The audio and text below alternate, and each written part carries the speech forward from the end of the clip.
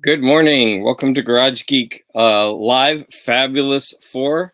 Sorry, I'm a couple minutes late. I was busy. I was here, but I was just busy getting everything organized. I have a lot of like moving parts here. So I hope everyone is doing well. So today we're going to be looking at and discussing The Simpsons Treehouse of Horror, Stephen King's The Colorado Kid. Same book, just two different covers. Kirby Crackles. Hi, good morning, sis. You're the first one. Kirby Crackles, two CDs, and What We Do in the Shadows, the movie. So, how you doing, Linda? You should give me a call later today. Good morning, Kim. I am 2 for 4. Oh, wait. You did two of them? Uh, I called you Kim. Hi, Scott. Look, my beard is curling, but I can't get over there. Oh, there we go. I got to get that uncurled. I don't know why I did that. So, Scott, which two did you do? And I hope you're going to jump on. And I also know you have a live show later today. I put a notification.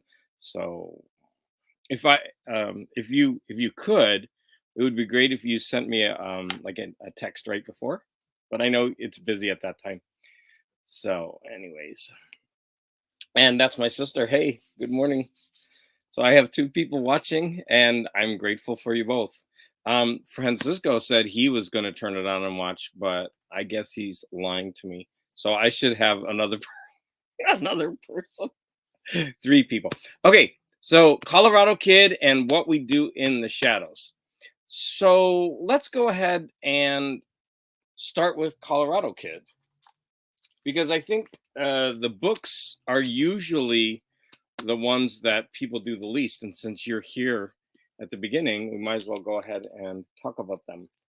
So we got Stephen King's The Colorado Kid. Now, this one, well, I believe I can't get this camera right. So this one is the original version, right? And so this one is published by Hard Case Crime. And so I'm starting to get into these books, and I thought Stephen King would be a great place to start. Although I'm not sure if this book is going to be representative of this line.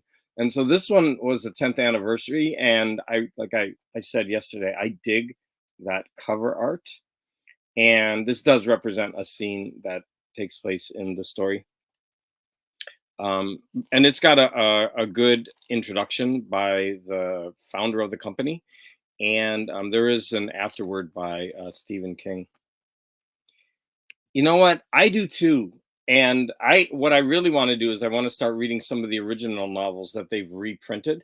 But yeah, although this is probably not indicative of their books, this I think it was a good introduction to this line of crime novels.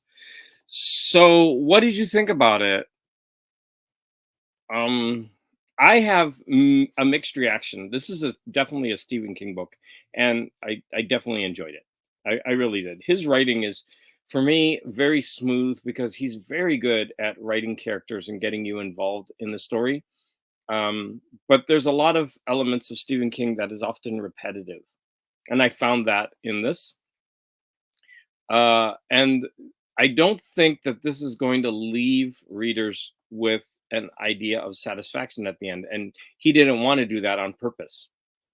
Right. And so I thought that was a pretty good way to deal with this because, well, spoilers, it's not the crime isn't solved. And the whole idea of the book is this crime that really gets under your skin and that you can't get rid of. So the story is basically two older newspaper men who are taking a younger news woman under their wing, and they're in, I'm gonna guess, Maine because they keep mentioning Bangor.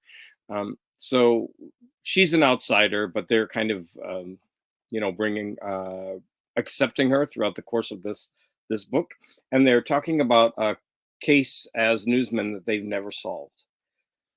So I enjoyed it. I like that there are no answers, but I can see why that would make people hate it. Yeah, even in the afterword, the first thing that Stephen King says is, if I can find it, um, depending on whether you liked or hated the Colorado Kid, I think for many people there'll be no middle ground on this one, and that's fine with me. So he realized that this could be a divisive book because he wasn't giving people answers. Um, but having said that, I actually think the whole mystery is kind of lackluster. Like, this is not a case that would really keep me, awake for years upon end, right? So it basically, there's a guy who he's a murder victim, and he's from another state, and they don't know how he got there, and he didn't, and they're trying to time it out. How did he get from where one person last saw him in one place and the last person who saw him alive in their town, how did he get there in the time?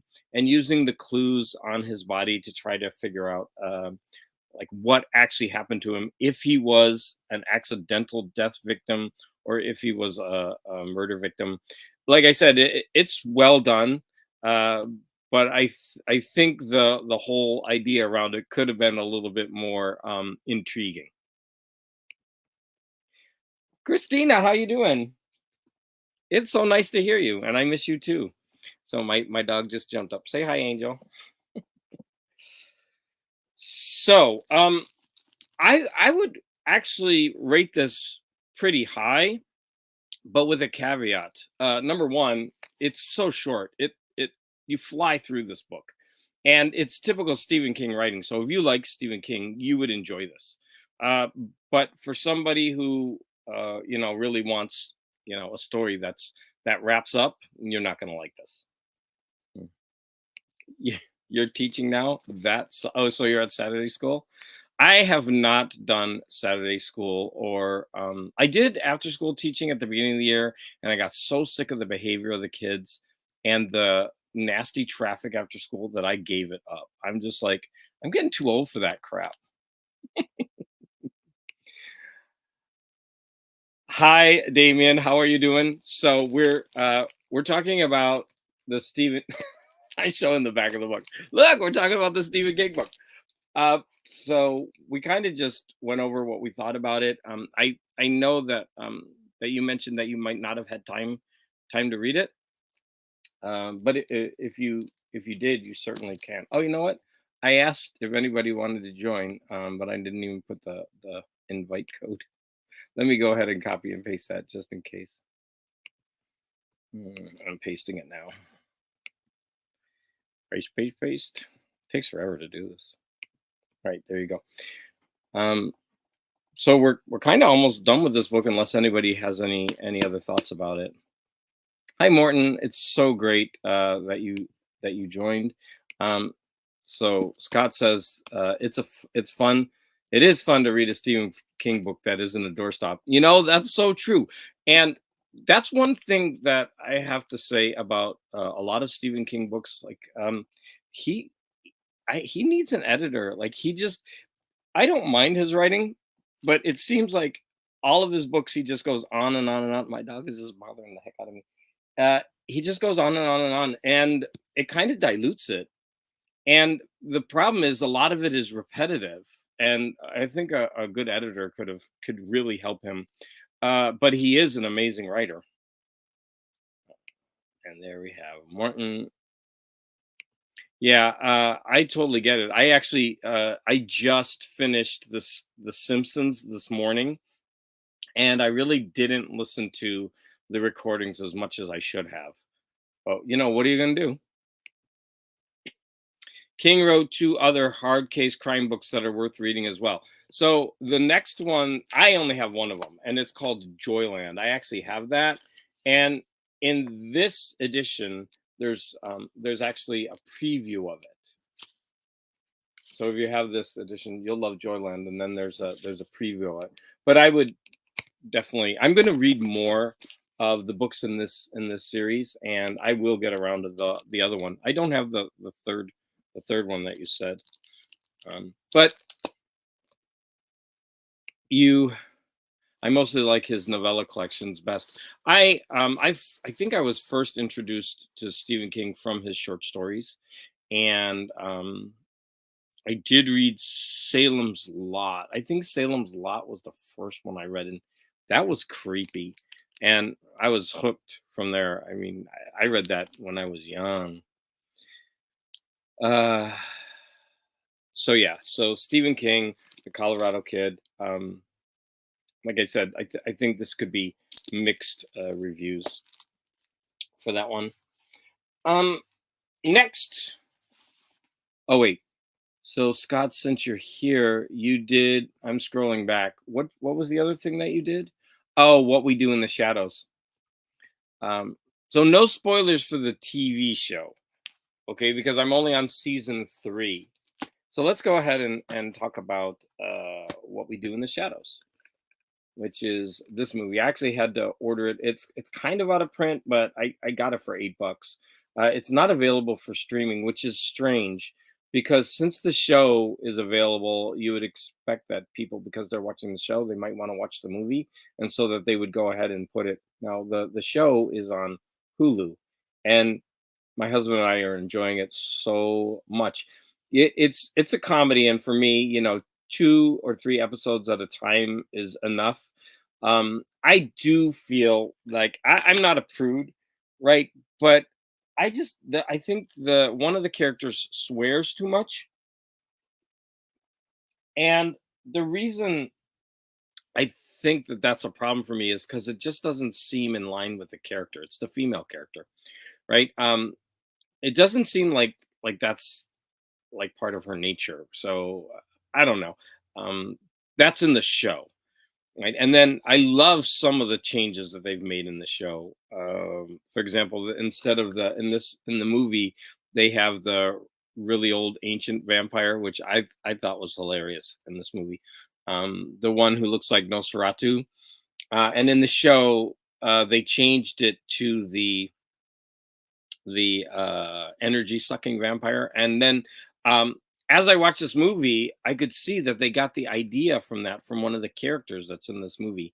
One of the characters is the familiar's friend, and he talks about being an IT specialist and all this, and everybody gets bored, and then he gets transformed into a werewolf. Uh, I know, silly stuff. But I think the idea for Colin Robinson in the show came from that character in this movie.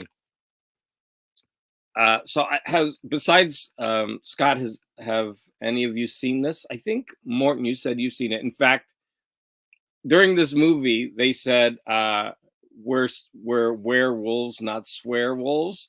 And then I remember Morton, you wrote that as a comment before, and then it clicked. So it was from this movie. Um, so how are the characters different? So first off, there's the vampires are all male in this one and not female, and then you're gonna get a lot of I guess no, New Zealand actors. A lot of them I recognized, especially the head of the werewolves. I forget what I've seen him in, but he's pretty funny. Oh, you don't like the show? Oh, I I really, really like the show. You might have to give it a couple of episodes, really, but it's a lot of fun. I mean, the energy vampires is pretty hilarious. And the thing is, the leads in the show, the 4 or 5 of them, especially the familiar, all of their characters kind of grow when they get their own arcs each season, and you really start to enjoy their characters and how they. I mean, for a comedy, right? They start out very 2D, but they kind of start fleshing them out. Yes. So this I forget his name is no, this one is Waititi Taiko Watiti. He's the director, right? I'm not talking about him. There's a guy who plays the head of the werewolves.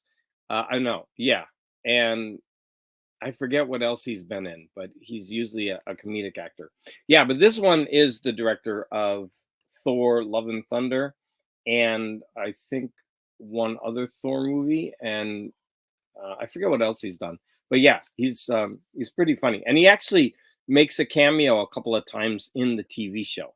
He's like he's one of the like the head of the vampiric council. Oh my god! Okay, calm down. Taika. Okay, thanks, Taika. Tyler. Let me see. Here it says Taika. I guess that must be a typo. Yeah, and here it says Taika. Um, never even never even heard of this franchise. Hmm. Kim, do you mean the what we do in the shadows? It's so it's just the movie came out, and I remember when it came out, it was only on HBO, I think here, and then it wasn't available. Like once it for some reason it left HBO, it's not in their movie list anymore, and so I had to special order it. It's out of print, and hi, Pump and Vinyl. Uh, Good morning. Um, yes, a lot of the people that this guy is in Flight of the Concords, and I'm not sure. I actually never really watched that show. I only watched like one or two. It's not because I didn't like it. I got sidetracked, but yeah, I need to watch that. And this guy was also pretty funny in this film. And so now that this is a TV show that has about 10 episodes per season, and they've had 5 seasons. And I think that it's over, but I'm only in season 3. So Taika Waititi was on a recent episode of The Simpsons. So this all ties together. Yeah. Uh, I thought Thor: Love and Thunder was. Is that the one? The first Thor movie he did was so good, so funny. The follow up wasn't as good, but yeah, he really breathed some life into that franchise.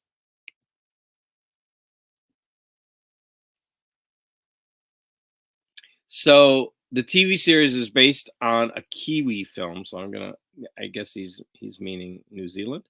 It's a series in Disney and HBO Max here in Denmark. I hope I translated that. I just translating it on the fly. Um, I might have missed some nuance, but I think that's what are you putting me to the test? Uh, so Scott says, "Hi, William." Um, talk for that, Morgan. Oh, you guys. Oh, you were putting. So it wasn't the comment wasn't meant for me. Thank goodness it wasn't meant for me. I'm like, what are you guys switching languages on me for? How did I do with my translation? What we do in the shadows sums up what my lawyers do daily. Okay, Gore. Hey, Gore, did you watch this? Because we talked about some heavy movies. So what about a comedy? Matt Berry from the It Crowd is really good as well. Who is Matt Berry? Which one of these? I'm really bad with names, so which one is he? I haven't seen the It Crowd. And is he a character in the movie or the show? Okay, spot on, David. Thank you. I was like, why, Martin, why are you switching languages on me? That was pretty funny. And so now I get it. All right. So, any, if you've seen this movie, any favorite scenes or anything that you'd like to point out? So one thing that I would like to say is the differences like they have this vampire here, which I'll just point to him on the front. So he's meant to be the very very sexy one, and he's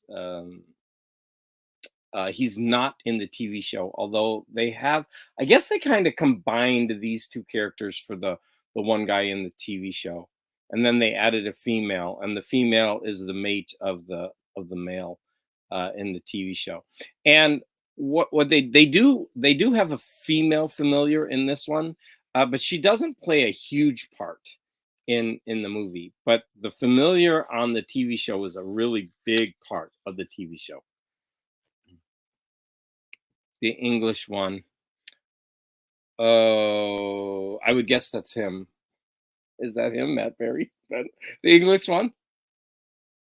Because he's definitely Australian or New Zealand, and he's the director we were talking about. Oh, you haven't seen it?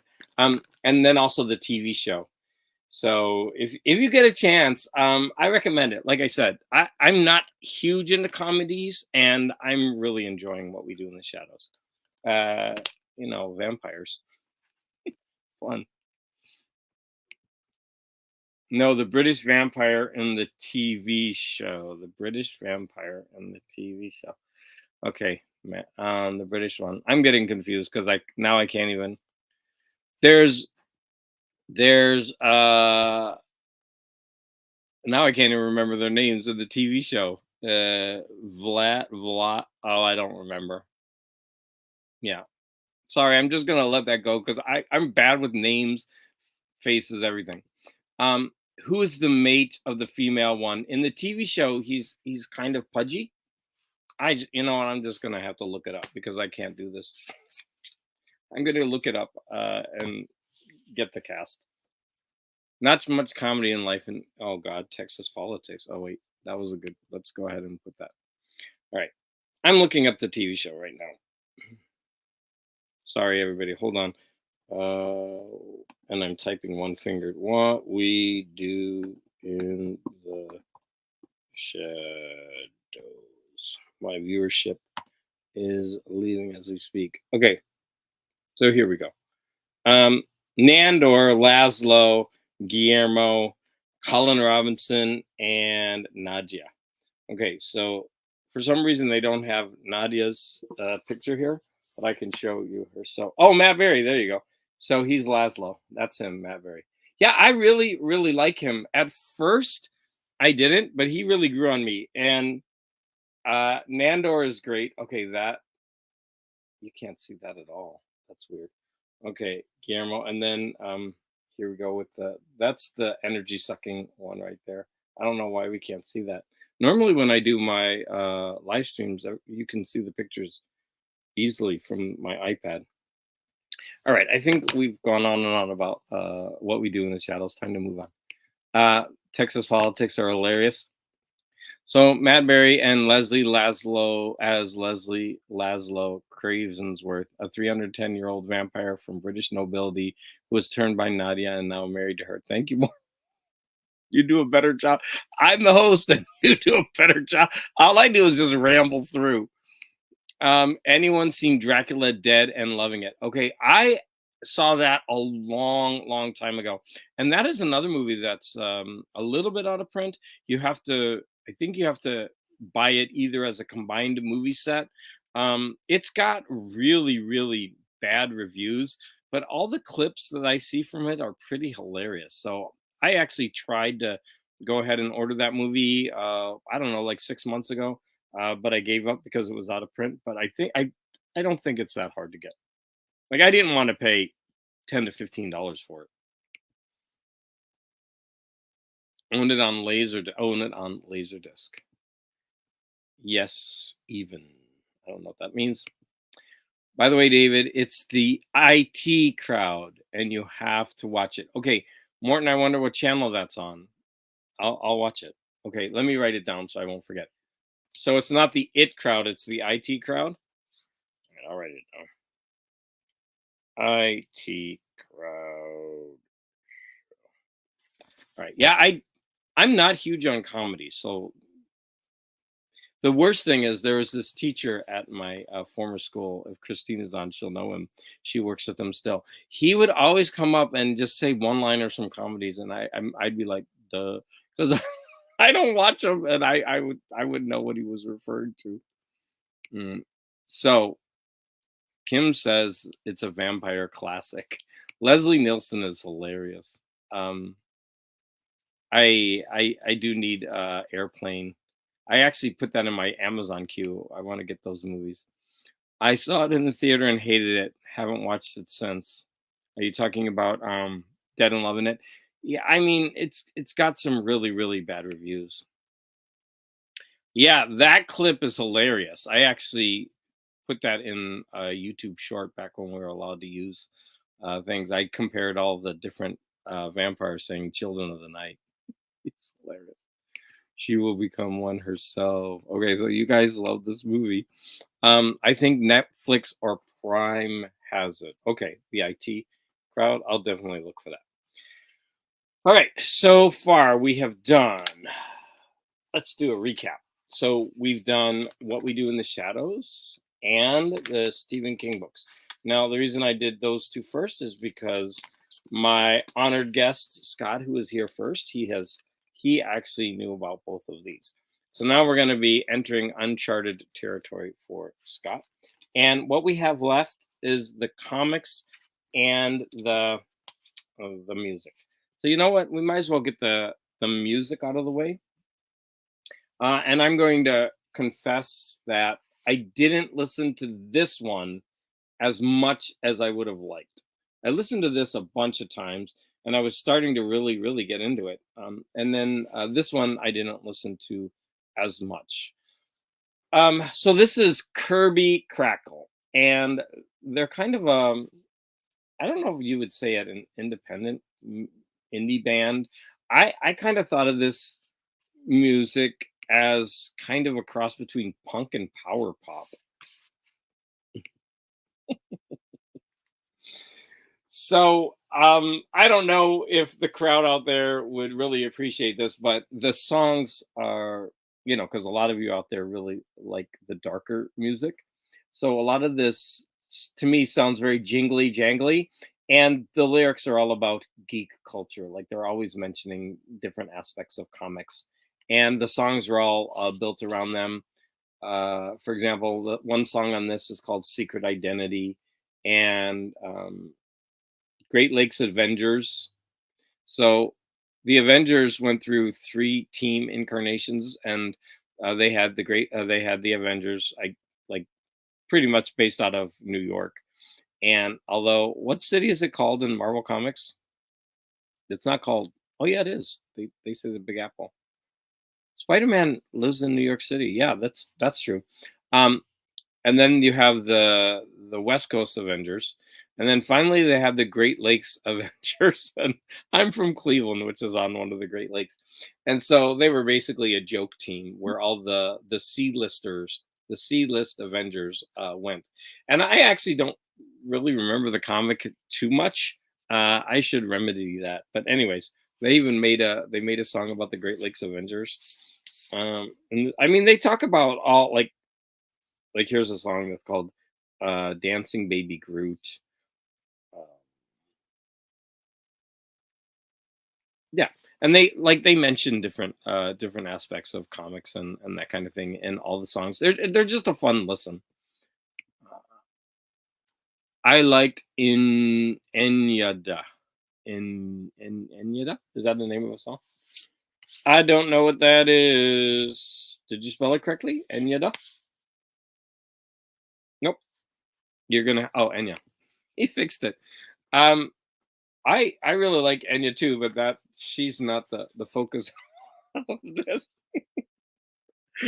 Sorry, Gore, you're reminding me of that newscaster who goes up to the kid and he says, "I like turtles" or something like that. Oh my gosh. So I don't know if anybody had a chance to listen to these and what you thought about it, but I think I'm going to move on because I don't think anybody, including me, I didn't even listen to it. I subscribed to the Big Lake Avengers at my comic store in Oslo. They were fun. The Substitute League of Superheroes. Yep. Focus, David. Oh, I heard that Enya sailed away. And on the Orinoco flow, remember? All right, let's go ahead and we're gonna move to the big one, which I just finished this morning. Let me get this out of the way. I got crap everywhere. Ugh. Okay, so where did I actually put it? I put it down because it was so huge. Now I can't find it. Oh, here it is. So we're gonna talk about The Simpsons. This isn't actually the cover. This is the cover. The Simpsons Treehouse of Horror. This is Ominous Omnibus volume 1, and there is a volume 2 out. I actually have it, and volume 3 is coming out, I think, late summer. So I'm definitely going to be ordering that. So I have not read volume 2. I just finished volume 1 today, and I only finished it because I wanted to finish it for this live stream. I sampled a little of Kirby Crackle, not for me. Yeah, I know. Like the songs, to be honest, they have to grow on you. I didn't really like it the first time I heard it, or the second. I appreciated the lyrics more than I liked the songs. But since it was that power jangly pop, it kind of grew on me after hearing it a couple of times. So I would totally understand, because I do not like power pop too much. So no, it's not. This is definitely not nasty enough. Okay, Gore's stuck on Enya right now. I'm not going to sing that, Gore, although I really, really want to. Wait, I kind of want to now because I love Enya. I'm going to resist. I'm not going to sing to all of you. Again, focus, Davis. Yeah, I am. So just in case, I'm going to go ahead and it needs more Satan and boobs. That's for sure. How do I paste again? Oh, you have to double finger it. There we go, in order to get it to work. All right. So I'm going to go ahead and talk about The Simpsons and Treehouse of Horror. Sleepy's jumping in to rescue me. Oh, go ahead, Sleepy. I can't rescue you. I'm making breakfast. What are you eating or making? I am making a scrambled eggs with spinach and tomato. So you keep talking. I'll be right back. Okay, no problem. Taiki Waititi's. All right. So I've actually never read any Simpsons comics. None. Oh, wait. He's not here, so I'm going to make myself big. All right. So I was pleasantly surprised with this. I really ended up enjoying it. And I think one of the highlights of this is when other artists draw The Simpsons, because then you get a different take. The first time it happens, it's so strange because we're used to The Simpsons being drawn a certain way. When you see another artist's rendition of it, it's kind of shocking, but it's also good at the same time. Let me go ahead and put you there just in case. No? Well, you know what? You tell me when you want to join in, Sleepy, if you want to at all. This volume is gorgeous. Sorry. It is totally worth the money. I think I got it for 20 or 25 bucks. So I don't know if you want to be in the screen or not as you're doing your... Sure, I thought we'd be avant-garde and you could watch me eat breakfast. Okay. I'm taking over your show. Nope. But I love this volume, but you go ahead. No. It's so much fun. In fact, as I was reading this, I kept sending different people like little clips, and I have a bunch of them here. I also have marked art that I want to show off. So I hope yours glows in the dark really well. Mine didn't do as well.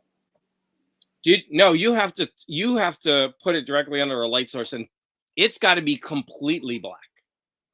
Like my garage. Well, I went inside a closet and I had it in a well-lit room for a while. I guess I need to actually point a light right at it or something. I was in the closet for a while too. So but this part, for people who don't know, is glow in the dark. Yeah. So I actually. Sorry, good. I actually have a picture of it, so I'll show it. Let me go ahead and get to my photos. So, okay. Well, I had a picture of it. Where is it? Oh, I must not have ported it over, so it's on my phone. That sucks. I know it's not going to be as nice on my phone. Here it is. So when you turn off the light, I don't know. Sorry, it's kind of hard to see on the phone. So it really does look gorgeous as a glow-in-the-dark piece of art. I mean, it's really it's stunning. And I mean, when you take this, it's just a gimmick, but it works so well. It's impressive how much they invested in this volume. With the inner cover and the outer cover, the box, which is really sturdy Slipcase. compared to a lot of those. And it's so cheap. Yeah, and what's the list price? I guess the list price isn't on here, but the list price alone is good. And then if you get it for a discount online, it's amazing. Yeah, I think I bought this from Amazon and I paid like only 25, but it might have been 40. I don't know. For binding geeks, it has very good binding because Amazing binding. I'm always obsessed by that. No, at the end, a couple of the pages were sticking and I was kind of like peeling them apart just at the very end. Okay. And I was worried that they would fall out. No, they were just a little bit of glue, light glue, holding a couple of the pages together. And I mean, it was the very, very end, like right here at the very end of the book. Yeah, the back cover of this is gorgeous. The art in this is amazing. So just what a deal these books are. Now, I have one huge gripe about these books. Can you guess what it might be? No. I have no complaint about this book. Oh, you should. The covers are not included. And I'm hoping at the third volume, they're going to add them all. That's a good point. However, in their defense, these weren't single issues. No. These were stories within other comics, I assume. Yes, but all 3 volumes is going to collect every single issue. No. Of The Simpsons or of the Treehouse of Horror? Of the Treehouse of Horror. Which may have only been parts of other issues. Well, I thought the Treehouse of Horror was their own comic books. No? I don't know. They had a ton of different Simpsons comics, but I don't recall one that was called the Treehouse of Horror. When I looked it up online, I saw a cover that said Treehouse of Horror, and Homer was throwing knives at Marge, and she was strapped, and it looked like an EC cover. Okay, well then that is a big flaw. They should at least include any relevant covers.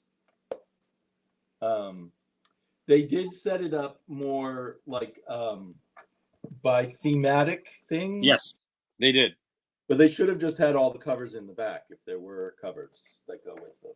So, like I said, I'm hoping that the final volume will just include all the covers. I'm just hoping because, you know, the cover art is a main reason why you pick up a comic. And I think it's very important to a comic. And I hate collections like Spawn.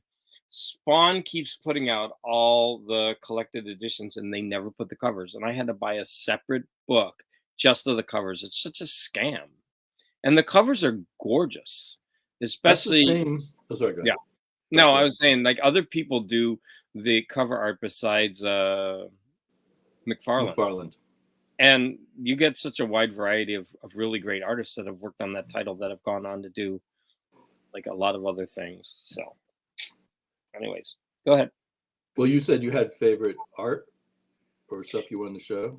Yeah, I was going to show off to the audience double page spreads. Although there's a lot I think his pages were sticking because you got it recently. It probably was sitting in a warehouse a long time. And you know what I did? It's from 2022. Yeah, and I never opened mine. I opened it for this. It was still in the shrink wrap. Oh, okay. Yeah. So before I show off some of the art, let's see if I could show off some of the panels. So these won't be new to you because I sent them to you because I was laughing. So here we have a panel that says, sorry, it's hard for me to see that, but because I'm reading it from back down, it says, keeping crazy people out of your site since 1970. I don't know. There were just lines in this thing that would crack me up. So they're basically doing, I think, like an Arkham Asylum type of thing in this one. This one was the invasion of the pod, the invasion of the body snatchers, and they ask him if he's a pod person, and he's no, I'm French. And then he's got a copy of The Genius of Jerry Lewis. That just cracked me up. I don't know why, but that was hilarious. Here's the thing that you come across. Like they'll often do just like real quick references to other materials. And so Here is obviously a reference to the Charlie Brown and the Right, that was hilarious. yeah, and even what it says is some Earth progeny spend this night outside, waiting for a mystical pumpkin. Their sincerity makes them extra succulent. Pretty hilarious. Oh, this one really cracked me up. It says, "Now who's the stupid ones for homeschooling our kids?" And the kids say, "Is it us? Is it us? Oh gosh, hilarious!" And then Right, look at that was where the Simpsons the aliens turned all the children into aliens. those kids. Is it us? And I want to say that look at this. They made a reference to my channel. Yeah, Geek Garage. That's you. You're famous. So those were just some of the panels I wanted to show off before I show off some of the amazing art in this thing. But I see you also have some stuff to show. So would you like to? You put some page markers in there. I just noted some pages that I particularly liked. I liked a lot of the sort of interstitial material, the 1 or 2 page things. Yeah. There's just this giant spread by Jeff Darrow, who's famous for Shaolin Cowboy and Rusty and those other books he did with Frank Miller. Now I can't remember their names, but amazing stuff just to look through this. You know, that one really reminded me of Aragones, and he's actually in this book. But right, it's where of like an Aragones picture, only it's by Jeff Darrow, who's a very different artist normally. I love the Monty Burns robot. Yep. Monty Burns inside the head. Yep. I made myself look at every single inch of that. I was like, I'm not going to miss anything here because the artist takes so much time. The Mars Attacks cards. I actually looked those up to see if they were real. I wanted to get those. I think they are, but I couldn't find them. They are? Really? I think they're real. I mean, Mars Attacks is a real card. And they have those gorgeous painted Mars Attacks 60s, cards. But I didn't know. They're expensive too. A tour of Kang, and these are just a small sample of these things. A tour of Kang and Kodo's spaceship. Yeah, there was a lot of these really cool Halloween costumes, and like that. There you go. 4 pages of comic book guys' costumes from all the different cons, and even the names of the cons are often kind of a joke. Like he went as Near Mint Radioactive Man to International Price Guide Con 2023, and that's the other thing about this. For a comic book reader, there are a lot of in-jokes just for comic book readers that wouldn't probably be in the Simpsons TV show. Yep. There's what's in Marge's hair. It reminds me of Mad Magazine, you know, when you got all these little 1-page things making jokes about things. Bart's quick and easy low-budget costumes.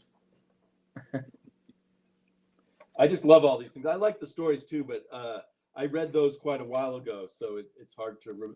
They're kind of blurred together in my mind. Yeah. There's one guy who did. I've read a lot of Simpsons comics because my daughter and I used to read them together all the time as bedtime reading. There's another comic book guy page. Can I make you wait? How do I make you the? Oh, there we go. There you go. Sorry.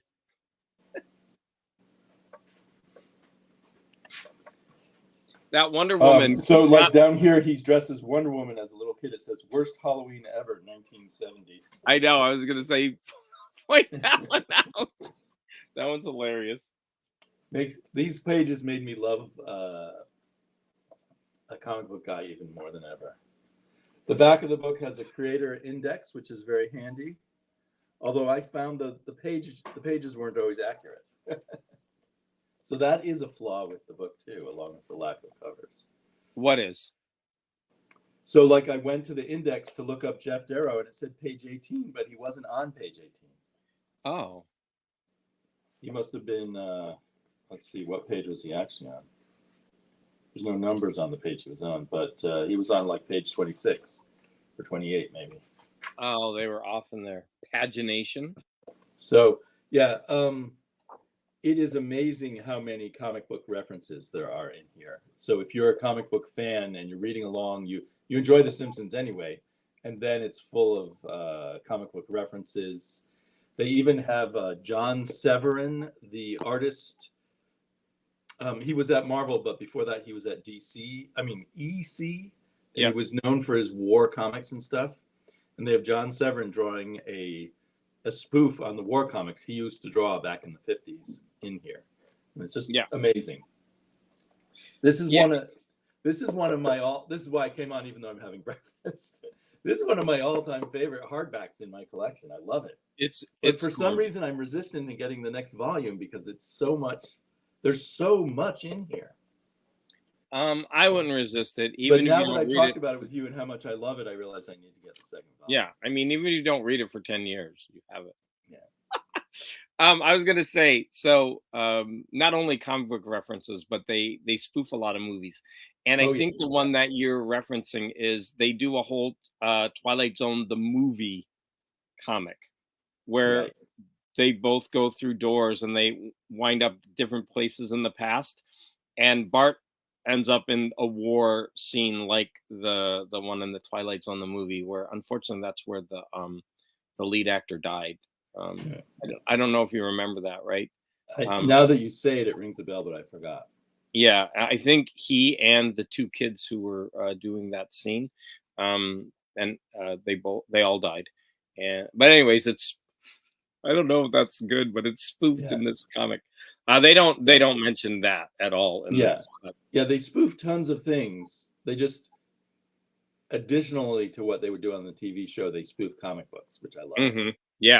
Yeah, for sure. And it's as good as the TV show most of the time. There are some occasional duds, but yeah. And mentioning that, let me show you one of my pages, which is this. Do you want to make yourself full screen? There you go. Well, we could, before I do that, this is from Dark Lisa, where she becomes Dark Phoenix.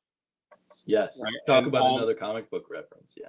Yeah. And even when she's walking down the street, she bumps into the kid and she gets the idea from the comic book.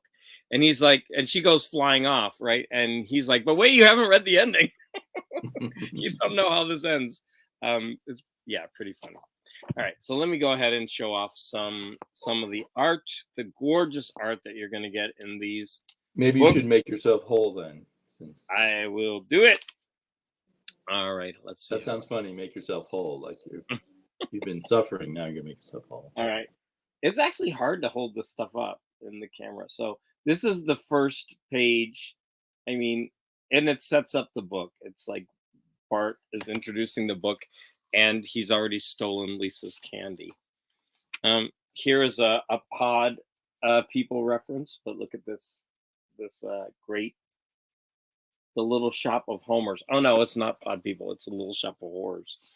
Yeah, and you already showed this one, so I won't linger on that. But look at how gorgeous that is. Here is a double page spread with aliens bursting through. The aliens are driving a car and they burst through. But yeah, just beautiful. Here are the cards that you mentioned, right? You showed this already, but I pulled it for this. Here's a fleet of aliens getting ready to invade the Earth. So here's an example of another artist drawing the characters, and you could see how different it is. But that last page is awesome. He takes it's like the Incredible, what is it? The Incredible Growing Woman or whatever that movie was. Yeah. Did you notice there was one by Eric Powell, the guy who does the Goon? Yep, I saw that. And also there's a couple written by some really interesting people like rock stars. There's one written by Alice Cooper, and he features himself in it. And there's one written by Lemmy from Motorhead. Right, that really surprised me. hmm And there's another full page. Like, but look at all the faces. And for some reason, this reminded me of that Queen album, and I wish they would do a parody of that cover. But I mean, Oh yeah, where yeah, they're all yeah. I running see what you away. mean. The Queen with the giant robot. Yeah.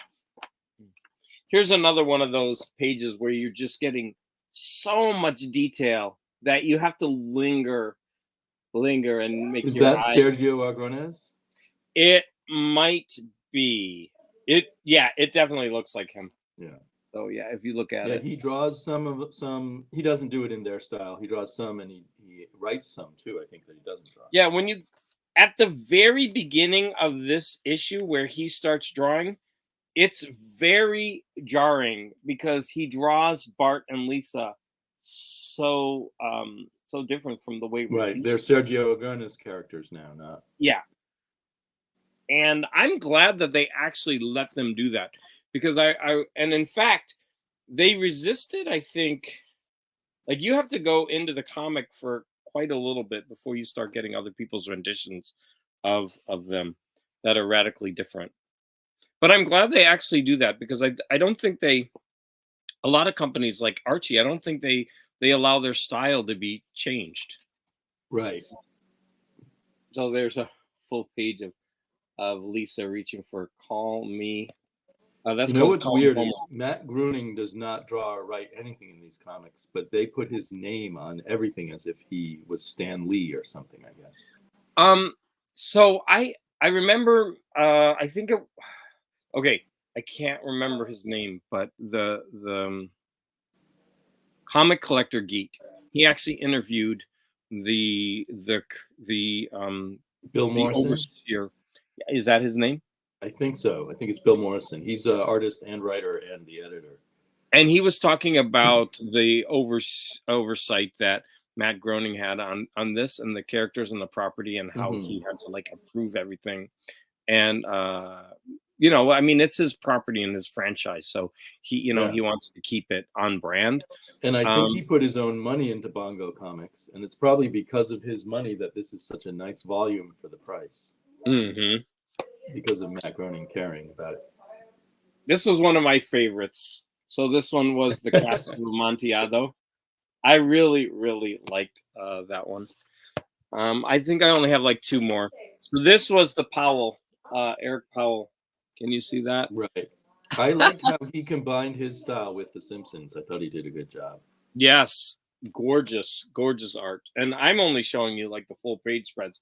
Even the individual panels are worth looking at. And this was another one of those double pages where you've just got this Springfield in Hell, and it's like all the different members in Hell and what they're doing and what's going on with them. And you kind of have to go, your eye has to go back and forth throughout the page to follow what's happening. Yeah. And then there's the end pages. Yeah, this is just such a gorgeous, gorgeous volume. And for the price, most slip cases like this are at least $60 to $80. Yeah, This one is. I feel like it could easily have been priced $100, and you wouldn't say that's a bad, unfair price. Yeah. So now I have to know what would be the best way to collect the actual Simpsons comics? Because I've never read those either, and now I want to. I think like the company closed its doors, and I think the trades are all out of print. So you have to either buy out of print trades or the original comic books.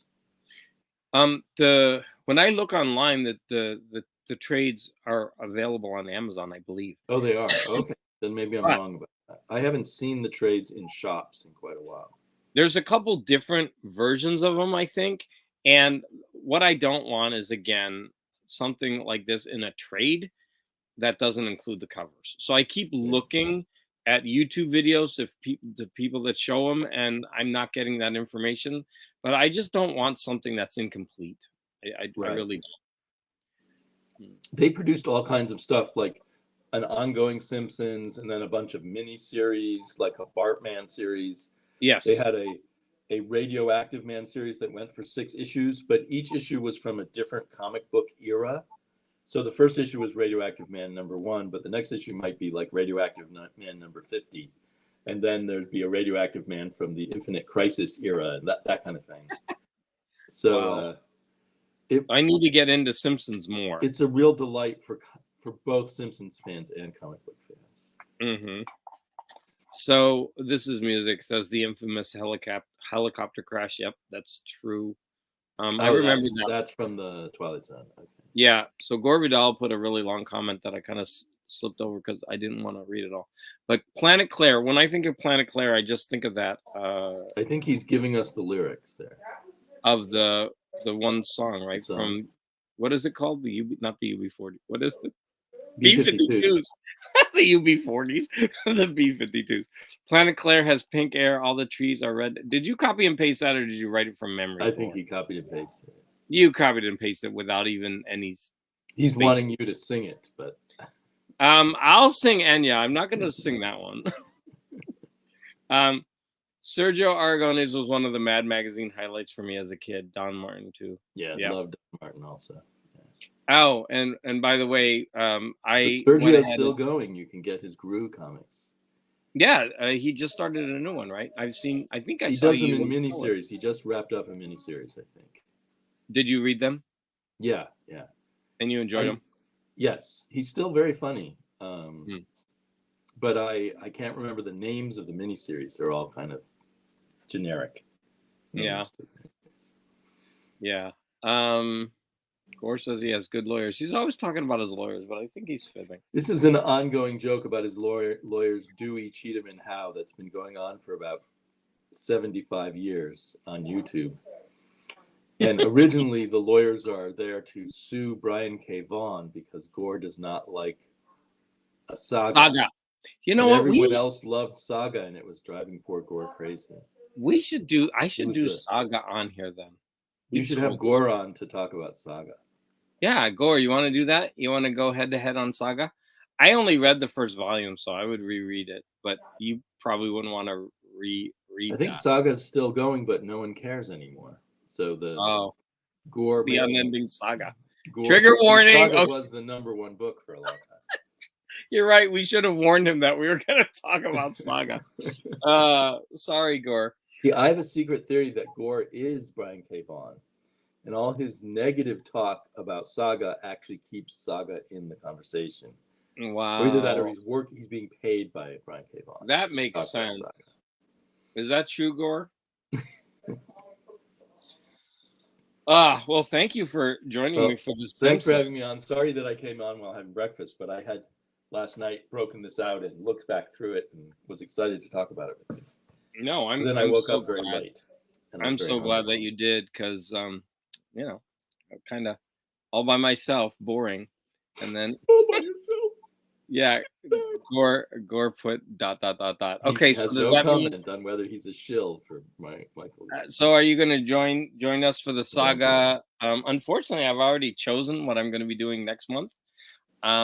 So next month, I'm not actually sure of the day. I have to work a couple Saturdays at the end of this year for planning, and it's like all day from 8 to 3. It's not something I really want to do, but they need me to develop the curriculum for next year. So I'm not sure if I'm going to be available the last Saturday of May, but I'll still do a show. I just don't know when. I thought you were talking about the band Saga. Life is too short to discuss the unmentionable, but I want to mention them. All right. So I've got kind of I'm going in the independent vein next month. And I have a list of it somewhere because I'm not going to remember all this. I'm going to sign out so I can eat the rest of my breakfast. So I'll keep. Thank you so much. I'll talk to you later. Bye-bye. Oh, here it is. So for music, I want to do 2 items. So I'm going independent. So these are things that are going to be available mostly digital. And I have pictures. So where did I put my, here we go. So for music, I want to do 2 items. So the first one is Josh Keach. Now, Josh Keach, a lot of you know him in the VC, if you're on this channel. And I actually ordered his CDs and I have physical copies. But they're available on Bandcamp. You can listen to it on Bandcamp. Oh, it's not a picture. It's actually the website. Hold on. Let me go ahead and open that up. And so here we go. So these are the two albums that he has, and they're called Warrior in the Clouds Part 1 and 2. Sorry, that's not coming through. So we're going to be listening to those two for next month. And also, I want to listen to another YouTuber that I know. His name is Ben Rankins. And he is the drummer of a band called The Church of Hysteria. Now, there's a bunch of albums by the Church of Hysteria, but we're going to be looking at the albums that Ben Rankin is part of. And thank goodness, because Ben Rankins is the drummer, as you could see here. But oh, sorry, you can't see that, maybe. There we go, Ben Rankin's drums. The original drummer was called Pig Effer, and it's like spelled out. So I don't want to know about that drummer, but I don't know what happened to the pig fornicator guy, but Ben Rankins is now the drummer. And so we're going to be talking about this album, The Church of Hysteria, which is available on Bandcamp. Now, unfortunately, this isn't available in a physical copy, and I wish it was. It were. I like things, as so many people in the vinyl and comic community, we like things, physical media. So I've resisted buying it just because I don't know what to do with it once I bought it. I don't listen to things digitally, and I don't mind buying it. But anyways, that's a personal thing. So we're going to be talking about this album, The Church of Hysteria, and the album is called Ears of Hell. And I've listened to it quite a few times, and I really like it. So I'm hoping to spread the word about that. So Sleepy Reader says, bye, Gore. And you should get Josh and Ben on the next stream. Well, if they want to join, they can. But I'm not doing it because I'm trying to get them on. I just want to kind of get the word out for their music to my how many people are on right now? I don't know. 12. Oh my gosh, I have 12 people. So I'm getting the word out to at least 12 other people. Books. Okay, I know this was done to death in the comic community, but it's my turn. So we're going to go over Need, which was a self-published book by Gary B, the Casual Comic Guy. Remember, we're going independent. And we're also going to finally do The Amazing Miss Cadabra by Ricky Malo, who is All Sorts of Words. So this is also, I believe, a self-published book. Both of these are available on Amazon. And so we're going to be going over these two independent books for the next stream. Now, for comics, I have two things. I'm not sure if this is an independent book, but I need to read this. And this is the Complete 8-Ball. I'm not going to be able to read this all in a month. It looks very, very dense. I'm going to try to do my best, but no promises. But I'll read at least a few issues of this. Now, what's good about this is that there are pieces of this that have become other things like Ghost World and Art School Confidential that I think people can just read those sections or parts separately if you want to jump in on the conversation for the Complete 8-Ball. But the independent comic that I'm going to talk about is going to be from Reed Chancellor. So I went ahead and I bought some independent comics from Reed, and they are coming in the mail, but I believe it's also available digitally. So this is his webpage on Store Envy, and you can go ahead and take a look at that. But what I would like to do is I'm going to read these and I'm going to go over them and talk about them. But if you have some indie comics that you would like to share and talk about, that would be great too. But I certainly would encourage people to also go to Reed's channel. Now, Reed is the husband of the Comic Slayer, and she has two names: the Comic Slayer and Omnicat, who is also the daughter of Larry's Library. So they're kind of keeping it in the family there. so so it's kind of like, yeah. So I'm going to be going over those. This is going to be fun trying to put all of this into a picture because I don't know how I'm going to do that. And so that was music, Josh Keach and Ben Rankins. Books, Gary B. the Casual Comic Guy, and all sorts of words. Movie, oh, the graphic novels are going to be Reed Chancellor and 8 Ball. And then the movie I was thinking of doing, independent movie, the one that I could think of would be John Waters' early films. I'm going to skip one of them, though, because I don't want to watch the movie, which is so sad, but I don't want to watch the movie with the chicken in it. So I'm going to go with, I believe it's Female Trouble, I think. Because Pink Flamingos is the one where they're the most disgusting people in the world. And her name is, I guess, Dawn Davenport, right? And she's trying to be the most filthy person in the world, and that involves the chicken. So I'm going with Female Trouble, unless it's, which I love both those movies, but I'm kind of resisting that chicken scene. But if I can get a hold of some of his really early films, because they're available on Criterion, if I can get a hold of those, if they're available for streaming, I might include those. What do we got here? Enya brought them here.